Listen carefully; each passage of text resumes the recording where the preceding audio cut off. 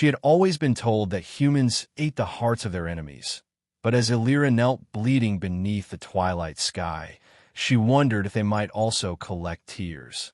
The battlefield was quiet now, save for the hiss of scorched earth and the faint crackle of dying fires. Smoke curled upward like prayers the wind would never answer. Illyra's armor, once gleaming with the elegance of her people's forges, was shattered in cruel angles, its beauty defiled by plasma burns and dirt. Her hands trembled as she pressed them into the soil, feeling its stubborn solidity beneath her. Her comrades had abandoned her here, not slain in glory, not honored in song, but discarded like refuse. Betrayal was a wound deeper than any the battle had carved into her flesh. She whispered for mercy, though no one should have heard. Footsteps approached, the sound alien to her ears, thick, uneven, unpolished. She raised her head, expecting another executioner, and instead saw him, a man. He stood against the bloody horizon like something summoned by accident. Human, tall by her standards, but carrying the casual slouch of one who bore burdens less with pride than with endurance. His uniform was dusty, collar unbuttoned, sleeves rolled, as though the war had already tired of clinging to him. He should have killed her. That was the tale her people always told. Humans did not hesitate. They conquered, they consumed, they did not forgive. Instead, the man frowned. Well, he muttered, rubbing the back of his neck. You look like hell. Illyra blinked, lips parting. Was this mockery before the final blow? Her claws flexed weakly against the soil, ready to snarl defiance even in her last breath. But then, impossibly, he extended a hand. You gonna take it? He asked, voice light but eyes conflicted. Or just keep crying at me until the crickets get bored? His sarcasm cut stranger than any blade. She stared at his outstretched hand. It was not a soldier's challenge, not a captor's chain, simply an offering. Why? Her voice cracked like glass. He shrugged. Because leaving someone in the dirt doesn't sit right. Even if you look like you could snap me in half. The silence stretched. Then, slowly, she placed her trembling hand into his. His grip was rough, calloused, and firm, yet careful, as though she were a wounded bird. He hauled her upright. She swayed, armor clattering faintly, and nearly collapsed. He caught her shoulder, muttering, "Yep, definitely hell." Then, without asking permission, he guided her toward the distant line of houses nestled beneath the red sky. The village smelled of wood smoke and bread, a place too fragile for war to brush against. Windows shuddered as the alien limped to the human side. Children peeked with wide eyes. Elders scowled openly. Their whispers slithered through doorframes. Monster. Bad omen. Why her, James? James ignored them. He walked straight-backed, stubborn, as though his resolve were enough to drag her into acceptance. The farmhouse he led her to sagged with age, its porch groaning like a tired sentinel. An elderly woman met them at the door, hair silver, hands trembling from years rather than fear. She eyed Illyra, as though weighing whether this stranger would shatter the home's thin peace. Yet, without a word, she fetched water and clean cloth, placing them in her son's hands. Inside, James tended her wounds with startling gentleness. He worked with a soldier's pragmatism, but laced it with unexpected patience. When he bound her shoulder, he muttered, "Duct tape would have worked faster. Holds marriages together, spaceships, and sanity. Greatest human invention." She frowned. "What is duct tape?" He smirked. "A miracle you're not ready for." Later that night, when the house had gone quiet, Illyra sat by the window. She heard the whispers of villagers outside, fearful, angry. Why harbor an alien? She'll bring death upon us. James's name passed through their tongues like a curse. He was endangering them all. Her chest tightened with guilt. She should leave. She was no savior, only an anchor pulling others into ruin. Yet when she turned her head, she saw James asleep in the chair by her door, arms folded, chin resting against his chest, guarding her even in slumber. Something shifted within her then, a fragile warmth, terrifying in its unfamiliarity. The next morning, villagers confronted James openly. A man with broad shoulders spat, "She's one of them." Their blood is still on our fields. And James shot back. Leaving her there was wrong. I'm not going to add to the list of sins by finishing what her own people started. You're a fool, the elder snapped. When they come for her, you'll burn with her. James's jaw tightened. Maybe, but at least I'll burn standing upright. The crowd dispersed with bitter mutters, but the unease lingered. Aelira had never seen loyalty used like this, not bound to orders or kin, but to some private conviction. That night, she found him on the porch, staring at the stars. The air smelled of wheat and rain, and the silence pressed between them. You humans, she said softly, do not fear me? He chuckled without humor. We fear everything. Snakes, taxes, running out toilet paper. Aliens, too. His eyes softened as they met hers. But fear doesn't mean cruelty. Somebody should have taught your people that. The words cut deeper than she expected. She remembered the jeers of her comrades as they left her kneeling in the dirt. Her desperate pleas turned into entertainment. Her hands clenched until her claws pierced her palms. James noticed. He didn't ask. He simply took another sip from his mug and muttered, Florida man would have fought your whole army shirtless with a lawnmower. We're not all like him. Thank God. She frowned. Florida man? Trust me, he said. Be glad you don't know. And she almost smiled. But peace is brittle. That same night, smoke rose again, this time from the fields. Villagers shouted. Torches lit the horizon. Aelira staggered outside to see shapes moving in the distance, armored and merciless. Her people, her stomach turned. They had come back, not for her, not out of loyalty, but to scour the land, to burn the village that sheltered her.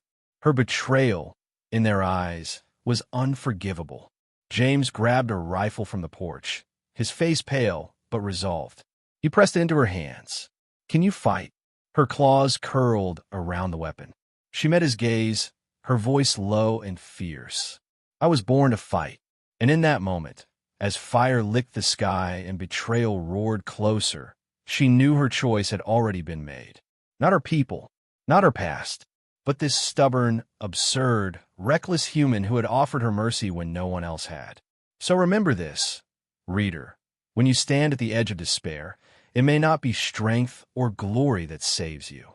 It may simply be a hand stretched across the divide, not to strike, but to lift. And sometimes, that is enough to turn the course of two worlds. They said humans couldn't keep secrets, but as the first shot cracked through the wheat fields, Aelira discovered they were perfectly capable of hiding fear, usually behind bad jokes and terrible aim. The fire came sudden, orange tongues licking the horizon as if the world itself were preparing to swallow the village whole. Shouts rose from the dirt paths, villagers scrambling with buckets and rifles, their eyes wide with a dread that had no name but her own. Aelira's stomach twisted when she saw them, her kin, armored and advancing, their war cries slicing the night. She should have felt relief at the sight of familiar banners. Instead, her chest tightened with shame. James thrust a rifle into her hands. His palm was slick with sweat, his jaw tight. You said you were born to fight, he rasped. Time to prove it. She stared down at the weapon, primitive by her people's standards, heavy, unrefined. But his conviction burned hotter than plasma fire. With a steadying breath, she nodded. Then I will. They took positions at the barn, its wooden frame rattling as villagers poured inside for cover. James peered through the cracks, muttering, Great. We're outnumbered, outgunned, and I skipped dinner. If we die, I'm haunting whoever stole the last burrito. Aelira blinked. Burrito. Food, he said quickly, squinting. Don't ask. You'll regret it. She almost smirked. Almost. The first wave of plasma fire struck, splintering the barn walls. Villagers screamed. Aelira's muscles moved on instinct, returning fire with precise bursts, each shot tearing through the night. But these were not strangers. These were the warriors she had once called brothers and sisters. Their voices carried words sharper than blades. Traitor! Coward! You kneel with vermin now? Her chest clenched. For a moment, she faltered. Then she saw James ducking under fire, cursing with every near miss, blood already seeping from a shallow cut across his arm. and something in her broke free. She rose from cover, eyes blazing. "I do not kneel," she shouted across the battlefield. "I stand where mercy lives." The fighting surged. Villagers rallied at her cry, emboldened by the alien who chose them. James fired clumsily beside her, swearing when his rifle jammed, slamming it against the wall until it spat smoke. "Elegant," she muttered, reloading with calm precision. "Hey, duct tape and fix it," he snapped back, ducking as another blast scorched the beam above his head. But even humor could not mask the inevitability. The barn would not hold. Fire gnawed its edges, smoke curling thick and choking. Villagers coughed, eyes watering. Panic clawed at the air. James grabbed her arm. "We move now." They burst into the open fields, the night ablaze around them. Alira's kin advanced with practice formation, their armor gleaming under firelight. She knew every stance, every tactic. Once she had trained beside them. Now they looked upon her as prey. One warrior stepped forward, blade shimmering with plasma heat. "Alira availeth," he spat. "Cast aside your shame. In them, and we may forgive you." Her hands trembled around the rifle. Memories flooded, drills in the dawn, oaths sworn beneath alien stars. Laughter shared before war soured everything. Forgiveness dangled like a poisoned fruit. Then she glanced at James, panting, rifle raised though his arms shook with fatigue. He gave her a look that held no command, only choice. And choice made her answer clear. "I am done kneeling," she said, voice ringing across the fields. She dropped the rifle, drew the broken blade she still carried, and charged. The clash was brutal. Sparks erupted as her fractured sword met the plasma blade. She fought with fury sharpened by betrayal, every strike echoing the rage of abandonment. James fired beside her, covering her flanks with clumsy but determined shots. Villagers rallied behind them, emboldened by her defiance. But the battle demanded its price. Amid the chaos, James cried out, stumbling as plasma fire tore through his shoulder. Blood darkened his uniform, his knees buckling. "No!" Alira's voice cracked. Rage surged like fire in her veins. She struck with inhuman speed, cutting down the warrior who had felled him.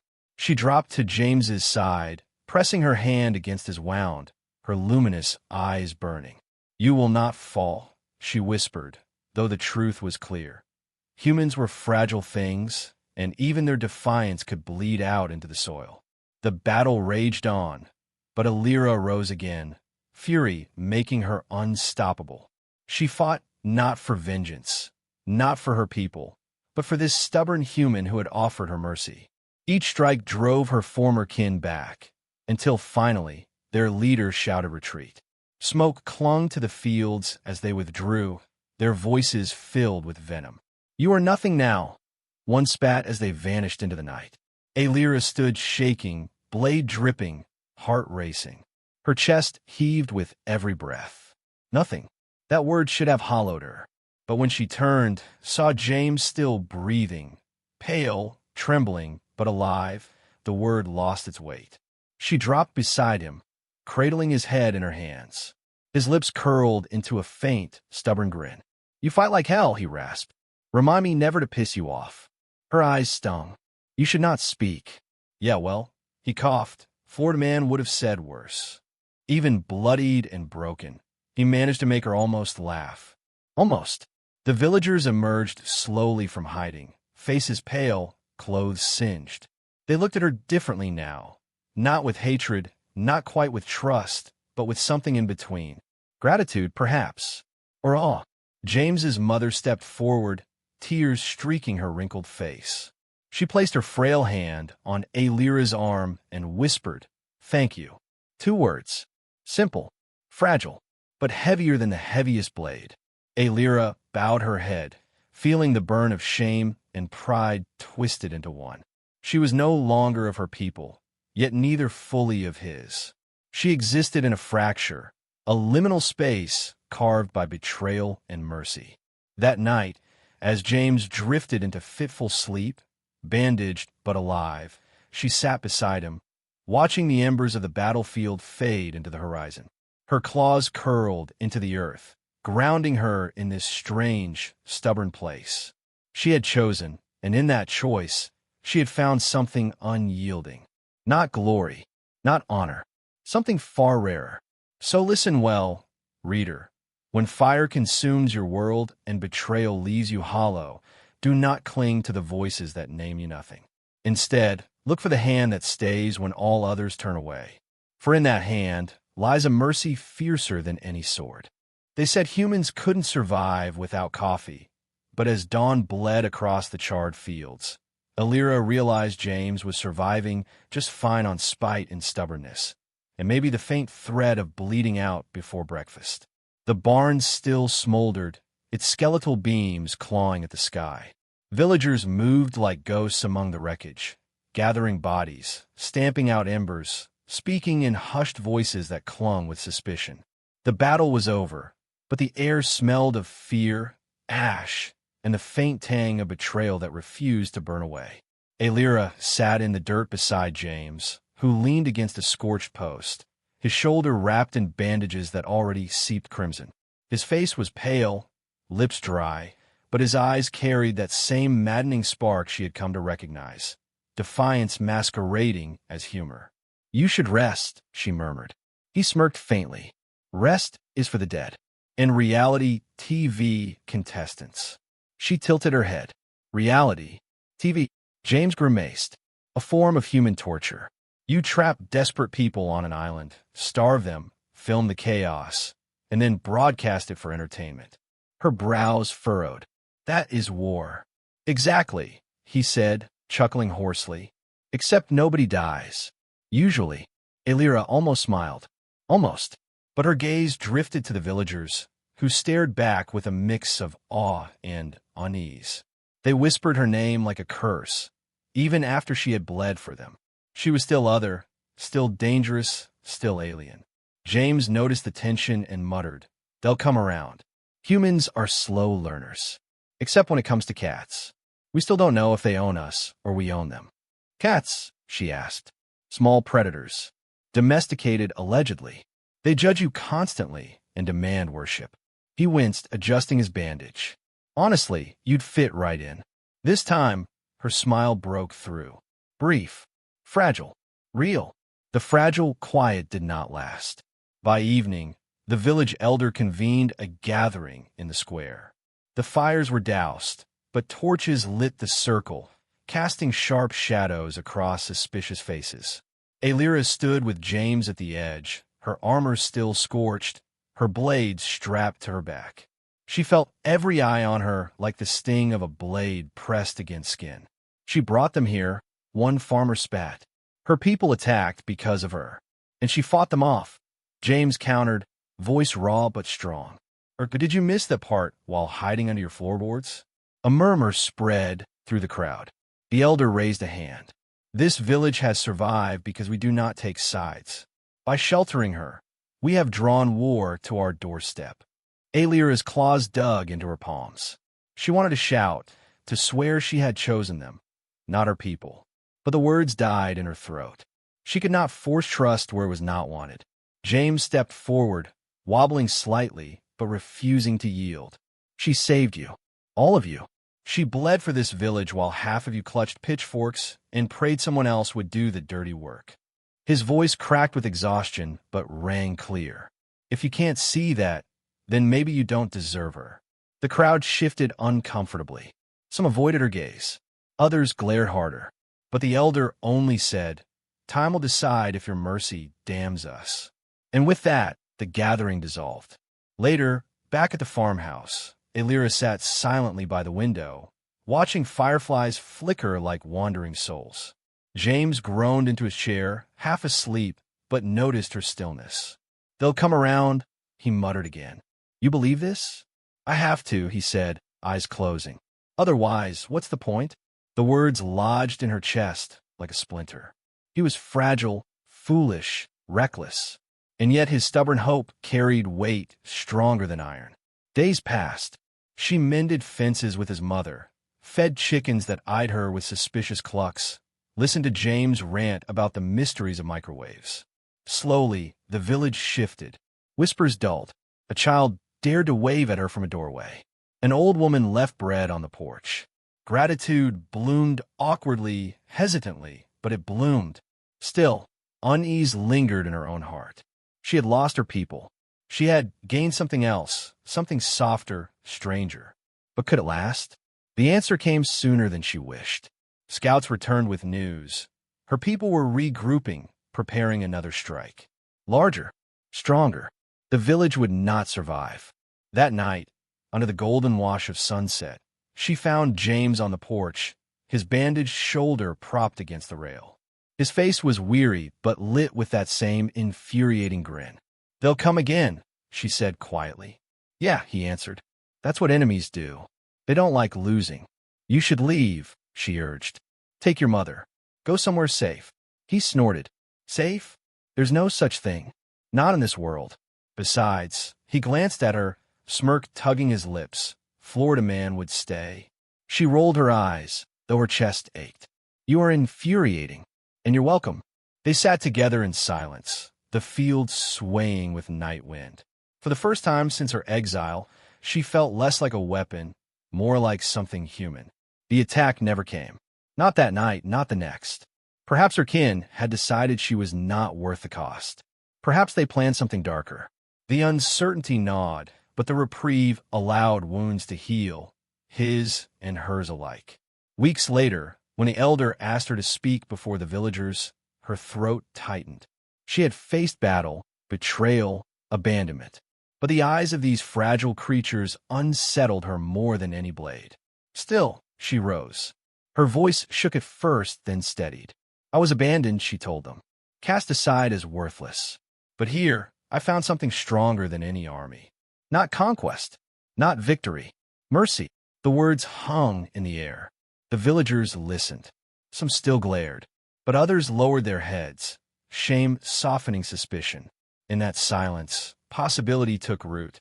Afterward, James found her on the porch again. The stars burned overhead, vast and ancient. He nudged her shoulder gently. "So, you planning to conquer the world, or just the chicken coop?" She smirked faintly. "Perhaps both." They laughed together, soft and tired, under the indifferent sky. And if you ever doubt the power of mercy, remember this. A single hand, stretched across the divide, can change everything. Not by force, not by fear, but by choosing to lift instead of strike.